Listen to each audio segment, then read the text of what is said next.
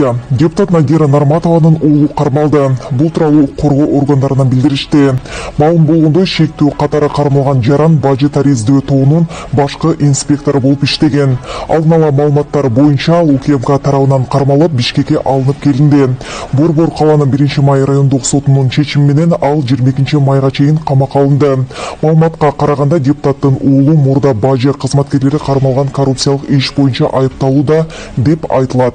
Эске салсак, буга чейин УКМКнын басма сөз борбору Кытайдан аткезчилик жол менен товар алып келген деген шек менен бажычылар менен ишкерлердин кармалганын билдирген. Алдын ала мамлекетке 1 миллиард сомго жакын зыян келтирилген. Ведомстводан билдиришкендей, кармалгандардын арасында жогорку кызматтагы адамдардын жакындары да бар. Кийинчерээк УКМКнын башчысы Камчыбек Ташиев кармалгандардын арасында башка прокурор Курманкул Зулушевдин кайниси бар экенин тастыктады. Бул тууралуу Facebook колдонуучу жазып чыкты.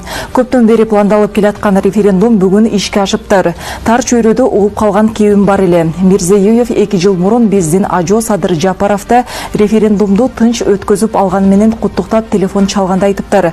Абдан таң калдым. Башка элдер жылдап даярданып араң өткөзгөн референдумду да, президенттик шайлоону да сен 1 жылда эле кантип өткөзүп койдуң деп. Чынында биздин Ажо бийлик экилери менен башаламандыкты токтотуп, конституцияга өзгөртүү киргизүү боюнча референдумду, президенттик шайлоону, жогорку кеңештик шайлоону жана башка ушул сыяктуу маанилүү болгон иш-чараларды ызычуусу жок тарса турс чечкиндүүлүк менен өткөзүп жатыптыр.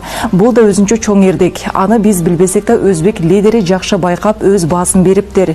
Референдум бул оңой иш эмес. Билесиңерби, бизде кандай ызычуу кылышты эле. Ага бут тосушуп. Көрсө башаламан система куруп берип коюп, тымызын өлкөнү бөлүк-бөлүк кыйратып жүргөндөр бар экен да. Мына эми ошонун баары иретке келип баратат акырындап деп жазды.